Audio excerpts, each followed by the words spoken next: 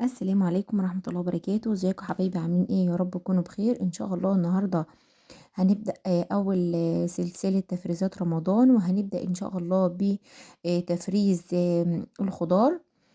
طبعا انا بحب افرز الخضار اول حاجة، وبعدين المعجنات، وبعدين افلذر اللحوم، علشان ما بحبش اغيب اللحوم قوي كتير في التلاجة، علشان ما تغيرش معاه. لكن الخضار والفاكهة لو غيبناهم ما بيجراش حاجة. قبل كده احنا عملنا مع بعض الانواع المخللات باشكالها لشهر رمضان، وازاي نحتفظ بيها تبقى طازة زي ما يكون لسه عاملينها قريب جدا. انا هنا نزلت السوق ولقيت الخضار ده النهاردة جميل كده وكويس، واسعاره كمان مناسبة كويس جدا. فانا جبت شوية الخضار اللي قدامكم دمت. طبعا ست البيت اللي لازم تبقى شاطرة وتبقى ناصحة كده، ولما يكون داخل عليها رمضان من قبلها مثلا بكام اسبوع كده، تبدأ كل اسبوع اما تنزل تجيب حاجة من السوق، مثلا تجيب فاصوليا ولا حاجة، لقت الفاصوليا حلوة واسعارها حلوة، تجيب كيلو زيادة وتعينه في الفريزر. مثلا جزر، مثلا قلقاس، اي حاجة من دي. فده طبعا ده بيخليها تخزن لشهر رمضان من غير ما تشيل الهم، ومن غير ما تبقى عاملة له ميزانية. في نوع تاني بيحب يعمل مثلا جمعية او حصالة ويحوش كل مثلا شهر، مثلا يشيل من مصروف البيت حوالي 100 جنيه او 150 جنيه، ولما يبدأ يقرب شهر رمضان قبل رمضان بشهر كده او باتنين بيبدأ يفتح الحصالة ويبدأ يجهز لشهر رمضان. طبعا لازم نخلي بالنا ان شهر رمضان بيبقى فيه استهلاك كتير، وفيه كمان عزومات وكده. فالواحد لازم يخلي باله قبل رمضان بشوية ان يجهزه كده، علشان خاطر ما يبقاش في الشهر ده شاغل نفسه بأكل وشرب. نفضي فيه نفسنا كده علشان نعمل الورد بتاعنا، العبادات بتاعتنا، ونقوم بيها على أكمل وجه. أنا جبت كده البسلة بتاعتنا ديت، جبت البسلة الكيلو هنا ب13 جنيه، أنا جبت 2 كيلو. ولما جيت اجيب البسله بتاعتي نقيتها، اللي حبتها مليانه كده خضره وجميله، لكن الحبه بتاعتها كبيره كده، ما نقيش اللي هي تبقى مطبقه كده وفاضيه، على ان هيطلع كلها قشر. وجبت كمان عشان البسله جبت جزر. الجزر ده ب5 جنيه. انا جبت 3 كيلو جزر، لان هعمل منه البسله، وهعمل منه كمان للبرتقان، لعصير البرتقان هعمل معاه جزر. وجبت السلق ده عشان خاطر اعمل بيه القلقاس، اخزن السلق ده بتاع السنة، واعمل بيه كمان القلقاس. طبعا لما تيجي تنقي السلق بتنقي الاخضر زي ما احنا شايفين كده، وطبعا لو في اي ورقة مقطوعة، ورقة مخرومة كده، ساعات بيبقى في حشرات بتخرم السلق كده، بتنقيه من الارض. فطبعا كل الحاجات دي لسه هننضفها ونفرزلها معاكم. جبت كمان الطماطم ديت، انا جبت 4 كيلو من الطماطم. أنا لقيت الطماطم البلح ديت بتبقى حلوة جدا في التخزين، ولونها احمر وجميل. كيلو منها عامل 5 جنيه، انا جبت 4 كيلو ب20 جنيه. وجبت كمان خضرة علشان خاطر كزبرة، علشان خاطر اضيفها على السلق. وجبت كمان السبانخ ديت، الكيلو منها عامل 7 جنيه، انا جبت 2 كيلو من السبانخ. والسبانخ لما نيجي نقيها ما نقيش اللي هي تبقى كبيرة قوي، تبقى ورقتها رقيقة كده والعود بتاعها ضعيف، ما يكونش سميك كده، علشان تبقى جميلة معانا في الاكل، وتحسي ان هي كده مش ناشفة. جبت كمان الفراولة ديت عاملة 12 جنيه. جبت 2 كيلو من الفراولة. طبعا تقدري تزودي الكمية او تقلليها على حسب عدد افراد اسرتك، وكمان على حسب استهلاكك في شهر رمضان.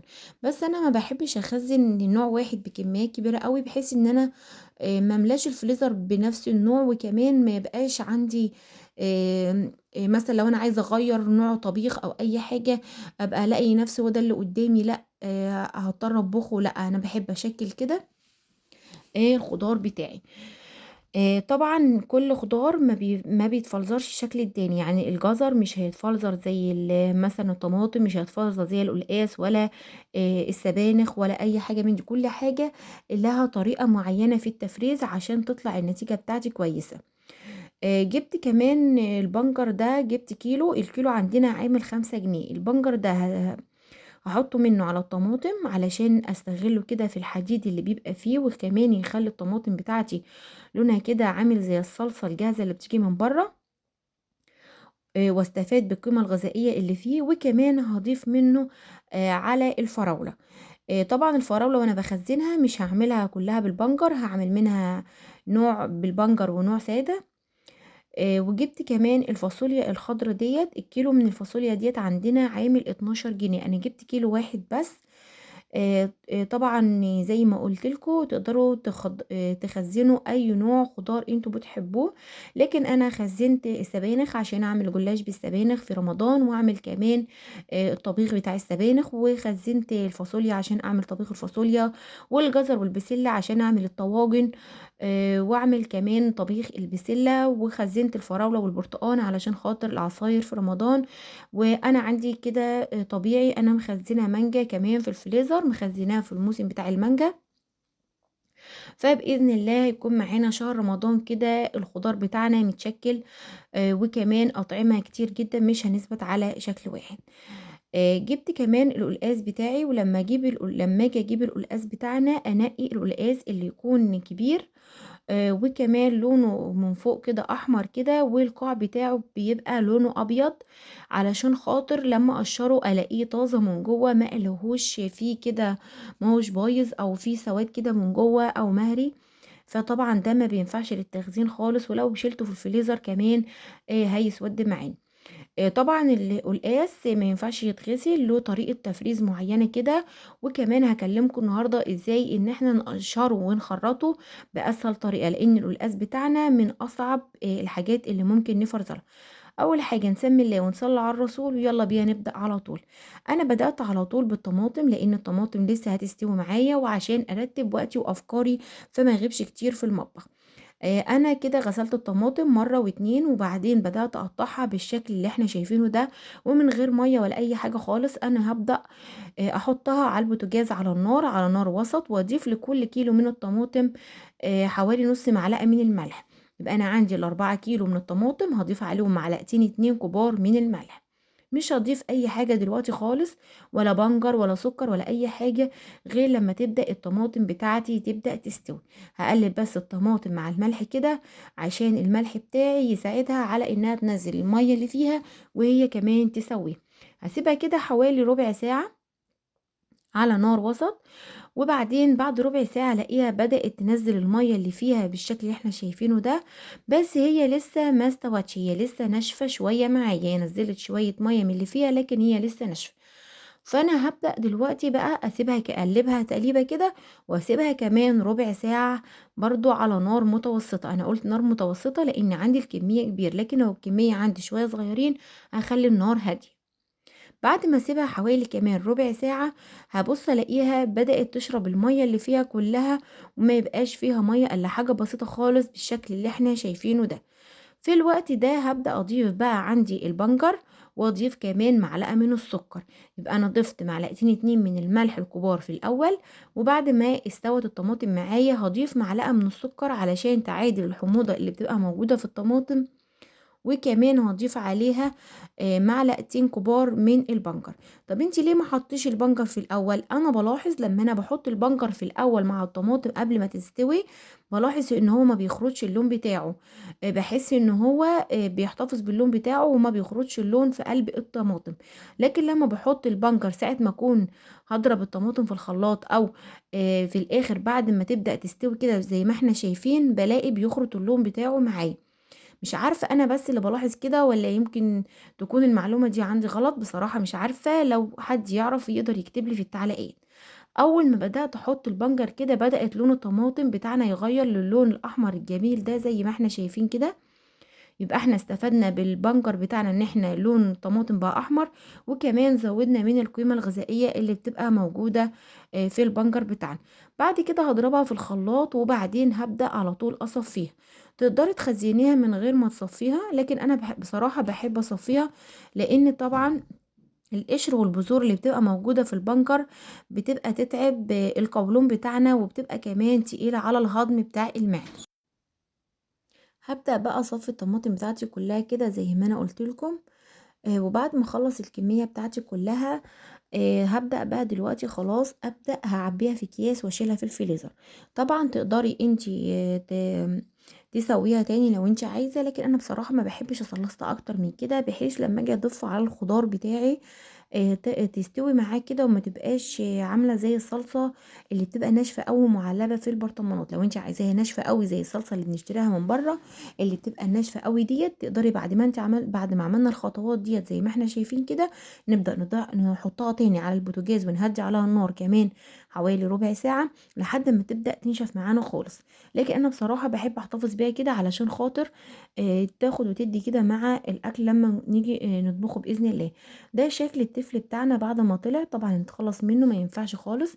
وبعد كده بقى أبدأ أعبّي الطماطم بتاعتي زي ما إحنا شُفناها كده. أنا ما عبيتش كلّها الكيسة كلّها مقاسات واحدة، عشان لو في يوم عندي عزومة وعايزة كيس كبير أطلّع كيس كبير، ولو في يوم عايزة أعمل طبيخ حبة صغيّرين فأنا أطلّع كيس صغيّر. بعد كده بقى هابدأ على طول أعمل البسلة بتاعتي. طبعًا لمّا أنا كنت حاطة الطماطم بتتسبِّك، في الوقت ده استغلّيته وبدأت أفرّط البسلة بتاعتي وفرّطتها وخرّطت عليها الجزر وغسلتها مرّة بالمَيّة. وبعدين دلوقتي حطيت مَيّة تغلي على النار، وبعدين هانزل على طول بالبسلة بتاعتي. هنلاحظ إن البسلة بتاعتنا بتنزل كده في أرضية الحلة بتاعتنا، علشان هي خلّت درجة الحرارة بردت تاني شوية. أول ما تبدأ تطلع البسلة تاني على الوش كده فوق، وقبل ما تغلي الغلوة التانية، يعني قبل ما تغلي على طول، هاروح جاية شايلاها على طول ومصفياها كده، وحاطاها في على طول مَيّة ساقعة. إحنا طبعًا في الشتا، فمَيّة الحنفية تعتبر ساقعة، هنحطها على طول في طبق كده ويكون فيه مَيّة ساقعة. بعد كده هافضّي بقى الحلة بتاعتي واحط فيها مصفى، وبعدين أرجع أصفّي تاني البسلة من المَيّة الساقعة اللي إحنا حطيناها فيها. هتكون المَيّة بتاعتنا خدت درجة الحرارة اللي في البسلة، وبعد كده أسيبها في المصفى أو في الرش كده وأسيبها في المصفى لحد ما تصفّي المَيّة اللي فيها وتبرد خالص، وبعدين أبدأ أعبّيها في أكياس أو في علب واحطها في الفريزر. على ما البسلة بتاعتنا كانت اتعملت، كنت أنا دلوقتي غسلت السبانخ بتاعتي، نضفتها وغسلتها، وحطيت على ال2 كيلو من السبانخ ربطتين 2 من الكزبرة. أنا باحب أحط كزبرة على السبانخ لإن بتخلّي الطعم بتاعها جميل جدًا، وكمان بتعزّزه كده وبتحسي إن أنتِ بتاكلي حاجة مسكّرة وجميل. السبانخ بتاعتي مش هاعرف أعبّيها في علب لإنها بتبقى هايشة جدًا، فأنا هاعبّيها في أكياس من بتاعة التلاجة. هاعبّي السبانخ بتاعتي ديّة. طبعًا تقدري تعبّي الكمية اللي أنتِ عايزاها، تقدري تعملي الكيلو على 3 أكياس، تقدري تعمليه على كيسين 2، طبعًا الكمية اللي أنتِ حاباها. هاعبّي على طول السبانخ بتاعتي من غير ما أسلقها ولا أعمل أي حاجة فيها. السبانخ بتتغسل وتتعبّى، وباضغط كده على الكيس بحيث إن أطلّع أي كمية هوا تكون موجودة فيه، وبعدين أربط الكيس بتاعي على طول. أنا عبّيت السبانخ بتاعتي 4 أكياس، علشان خاطر هاعمل صنفين 2 من الجلاش بالسبانخ بإذن الله في شهر رمضان، وكمان صنفين 2 من الطبيخ. بعد كده بقى هابدأ أعمل الفاصوليا الخضرا بتاعتي، أحط في مَيّة على النار، وأحط مَيّة على النار، وأول ما تبدأ المَيّة تغلي معايا هانزل الفاصوليا بتاعتي الخضرا اللي أنا غسلتها وقطعتها بالشكل اللي أنتم شايفينه ده. طبعًا لمّا نيجي نجيب الفاصوليا ننقي الخضرا واللي تلاقيها طرية كده ما تلاقيهاش ناشفة، عشان ما نلاقيش فيها من جوّه بذور بيضة كتير كده، وبتبقى الفاصوليا بتاعتنا عاملة زي ما يكون ناشفة وفيها قشر كده. بعد كده أول ما أنزل بالفاصوليا هتبدأ تفقد درجة الحرارة اللي فيها. بعدين أول ما تبدأ تاخد أول غلوة كده هاروح جاية شايلاها حاطاها في مَيّة ساقعة، وبعدين أرجع تاني أصفّيها زي ما عملنا في البسلة بالضبط. هنيجي بقى للقلقاس بتاعنا. القلقاس بتاعنا زي ما قُلت لكم لمّا نيجي نشتري القلقاس بتاعنا، نشتريه اللي لونه بامبا زي ما إحنا شايفين كده، الساق بتاعه بيبقى لونه بامبا، وكمان تكون الأرضية بتاعته من تحت للأسفل بتاعه كده بيبقى أبيض زي ما إحنا شايفين كده. ده القلقاس الصحّي اللي هنلاقيه إن شاء الله أبيض من جوّه وطازة، مش أمّا نقشّره هنلاقيه بايظ ومسوِد ولا أي حاجة. القلقاس بيبقى له تركاية كده في تخزينه. طبعًا القلقاس بتاعنا ما ينفعش يتغسل، فأنا عشان مش هاغسل القلقاس بتاعي، فأنا هاجيب قطعة من القماش كده أو مناديل من المطبخ، وأبدأ أقشّر عليها القلقاس بتاعي. القلقاسة بتاعتي دي كبيرة، فطبعًا لو جيت أقشّرها بالسكينة كده زي ما باقشّر البطاطس، هتبقى كبيرة جدًا، وكمان بيبقى ناشف أوي، فمش هاقدر أتحكّم ولا هاقدر فيه. إن أنا أعرف أقشّره كويس. فأنا هابدأ بالسكينة كده ألفِّف السكينة وألفِّف كمان القلقاسة عشان خاطر أبدأ أقطّع القلقاس بتاعتي طرنشات مدوّرة بالشكل اللي إحنا شايفينه ده. آآ زي ما إحنا شايفين كده نقطّعه طرنشات مدوّرة تكون سميكة شوية، علشان أنا هارجع تاني أقطّع الطرنشات ديّة لصوابع وبعدين أقطّعها لمكعبات. وإحنا عملناه على منديل علشان خاطر ما ينزّلش قشر أو أي حاجة على البلانشة بتاعتنا، فتبدأ تمسك فيه زي ما إحنا شايفين كده، تمسك فيه القلقاس بتاعنا، ويبقى القلقاس بتاعنا من جوّه نضيف، لإن طبعًا إحنا عايزين نحتفظ بالزلال اللي بيبقى موجود في القلقاس والمادة اللزجة اللي فيه، وما نغسلوش، لإن كل أمّا نغسله هينزّل مَيّة، والمادة مَيّة بيضا والمَيّة اللزجة اللي فيه ديّة، فمش هينفع خالص ينغسل. بعد كده هابدأ باخد الحلقة بتاعة القلقاس وأقشّرها زي ما إحنا شايفين كده، كده سهل علينا جدًا تقشيره أهوّة، ولو في أي حاجة كده جات من القلقاس بتاعنا هابدأ من قشر القلقاس هابدأ أنزلها كده بالسكينة، وبعدين أبدأ أحطها في على البلانشة بتاعتنا، علشان خاطر بعد ما نخلّص الكمية كلّها نبدأ نقطّعها. القلقاس بتاعنا زي ما إحنا شايفين كده لونه وردي وجميل، ده أحلى قلقاس ممكن تخزّنيه. طبعًا لمّا نيجي نخزّن أي حاجة في الفريزر ما ينفعش نجيب أي حاجة مثلًا قرّبت تبوظ أو مثلًا فيها حاجة مش كويسة ونفلترها كده، النتيجة بتاعتنا لمّا نيجي نطبخها مش هتبقى كويسة. بعد كده بعد ما خلّصت تقشير القاس هالِم بقى المنديل بحاله كده وأرميه في الباسكت بتاع الزبالة، وبمنديل كده أو بفوطة من بتوع المطبخ هابدأ أمسح القلقاس لو في أي حاجة ظهرت عليه كده أو مثلًا من التقشير بتاعه قشر من التقشير بتاعه، فأنا هابدأ أنضّفه بالشكل اللي إحنا شايفينه ده، مش هيبقى فيه أي قشر ولا أي حاجة خالص، زي ما قُلت لكم إحنا مش هنغسله. بعد كده بعد كده هابدأ أجيب بقى طبق وأجمّع فيه القلقاس بتاعي كُلّه لحد ما أبدأ أخلّصه، وبعدين أمسح كمان البلانشة بتاعتي، مش هاغسلها علشان ما تبقاش عليها مَيّة، أنا هامسحها بس بالفوطة كده، وبعدين أبدأ أقطّع القلقاس بتاعي. هاحط قطعة القلقاس المدورة كده على البلانشة، وبعدين أضغط عليها بالسكينة لحد أمّا تبدأ تبقى صوابع سميكة بالشكل اللي إحنا شايفينه ده. وعلشان تبقى القطع بتاعة القلقاس بتاعتي متساوية، هابدأ آخد كل اتنين من على الطروف وأبدأ أقطّعهم مع بعضهم، كده هيبقى الصوابع بتاعتي متساوية زي ما إحنا شايفين كده. لكن لو قطّعنا الدايرة كلّها مع بعضها هييجي اللي على الطروف هتبقى الصوابع بتاعته صغيّرة، واللي في النُص تبقى الصوابع بتاعتها تخين. زي ما إحنا شايفين كده القلقاس بتاعنا اتقطّع كلّه، المكعبات كلّها قد بعضها، أبيض وجميل وناشف ما فيهوش أي مَيّة ولا أي حاجة، ولا نزّل القيمة الغذائية اللي موجودة فيه. بعد كده بقى هابدأ أجيب الأطباق بتاعة التلاجة ديّة، تقدري طبعًا تعبّيه في أكياس من بتاع التلاجة أو أطباق اللي يريّحِك. أنا هابدأ بقى أجيب الأطباق بتاعتي وأعبّي فيها القلقاس ده، وأبدأ أجيب الstretch wrap وأبدأ ألِفّه بيه كده وأشيله في الفريزر. طبعًا البسلة والفاصوليا هيتعبّوا بنفس الطريقة. تقدري تعينيهم في كيس نايلون زي السبانخ، أو تعمليهم بالstretch wrap زي ما أنا هاعمل كده. هنلفه مرة وبعدين نرجع نلفه مرة كمان، يبقى مرتين 2 بس على الطبق بتاعنا، بحيث إن هو يبقى متماسك كده وقوي، ولو هتزيته كده أو حطيته في التلاجة، أو لو جيت أجيب حاجة من التلاجة وشيلته من مكانه وحطيته في مكان تاني، يبقى متحكم في نفسه كده وما يفرطش معانا، وكمان ما ينقطعش ولا يُقع مننا. يبقى إحنا هنلِف الstretch wrap مرّة وبعدين نرجع نلِفّه كمان مرّة. القلقاسة بتاعتي اللي أنتم شُفتوها ديّة أنا عملتها على كيسين 2، يعني القلقاستين الاتنين أنا كنت جايبة 2 كيلو ونُص من القلقاس، أنا عملتهم على 4 أطباق زي ما إحنا شايفين كده. طبعًا تقدري أنتِ تعبّي أكتر أو أقل الكمية زي ما أنتِ تحبّي طبعًا. ده شكل الخضار بتاعنا بعد ما خزّناه كُلّه. طبعًا أنا غسّلت الفراولة وقطّعتها زي ما قطّعنا برضه القلقاس، وغسلت البرتقان وقشّرته وقطّعته برضه، والجزر بتاعي عملت حوالي كيلو بشرته، وعملت منه نُص كيلو على البرتقان، وعملت كمان نُص كيلو منه مقطّع مكعبات، علشان لو أنا عايزة أعمل خضار ما فيهوش بسلة، يبقى عندي جزر مكعبات، ولو أنا عايزة أعمل سلطة يبقى أنا عندي جزر مبشور زي ما إحنا شايفين كده. وعبّيت العلب دي بتاعة المهلبية، تبقى العلبة على قد المَرّة عشان ما اطلّعهاش تفُك وارجع أدخّلها تاني الفريزر لمّا أكون عايزة منها. وكمان الجزر ده اللي قطعته مكعبات علشان شوربة الخضار أو الطواجن لما يكون مش عايزين يكون فيها بسلة. وادي البسلة بتاعتي أنا عملت ال2 كيلو بسلة على 4 أطباق بالشكل اللي احنا شايفينه ده، لونها أخضر وجميل. وعلى فكرة الأطباق دي بتبقى جميلة جدًا في التخزين، ما بتاخدش مساحة خالص، وكمان بتبقى سهلة علينا لمّا ندخّلها ونطلّعها من الفريزر. ودي الفاصوليا بتاعتنا خضرا وجميلة زي ما إحنا شايفين كده، عملت الكيلو فاصوليا على 3 أطباق، ودي شكل السبانخ عملتها على 4 أكياس، علشان زي ما قُلت لكم هاعمل منها جلاش بالسبانخ في رمضان بإذن الله. وده شكل القلقاس زي ما إحنا شُفناه مع بعض قبل كده، عملناه على كيسين، حتى لمّا ركناه ساعة أهوّة من ساعة ما كنت أنا باقطّعه على ما جهّزت بقية الخضار، ما اسودش معايا ولا أي حاجة خالص.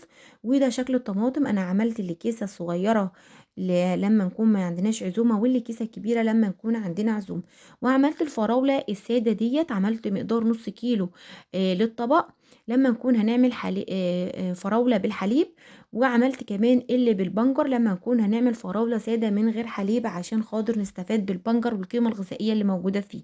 وعملت البرتقان السادة اللي من غير جزر، عشان لو أمّا آجي أعمل البسكوت بتاع رمضان لو أنا عايزة عصير برتقان بس ما يكونش فيه جزر، أبدأ أستخدمه على طول من غير ما أبدأ أفتح الكيس وأشيل البرتقان وعين الجزر، لا يبقى عندي من ده ومن ده. وده البرتقان اللي بالجزر عشان أعمله عصير، أنا ما سلقتش الجزر ولا حاجة، حطيته صحيح فريش زي ما هو، لإن طبعًا لمّا أنا باحط الحاجة في الفريزر وباجي أطلّعها كده بتبقى طريت شوية، لو أنا هاضربه في الخلاط هينعم معايا ويبقى جميل جدًا من غير ما أحتاج إن أسلقه. كده خلاص الخضار بتاعي كله اتفرزن بإذن الله، فاضل بس السلق، فأنا هانزّله الحلقة اللي بعد دي بإذن الله على طول، علشان خاطر الحلقة ما تطوّلش عليكم أكتر من كده. وكمان عشان بيبقى في تفاصيل شوية كده عن الخضار ده، عشان يفضل معانا محتفظ بالخضار واللون الجميل بتاعه لحد آخر السنة. يا رب تكون الحلقة النهاردة سهلة وبسيطة وعجبتكم، استفدنا منها ولو حاجة واحدة بس. ما تنسوش تعملوا شير ولايك وتفعلوا زر الجرس عشان يوصلكم كل جديد. دمتم في رعاية الله وفضله، والسلام عليكم ورحمة الله وبركاته.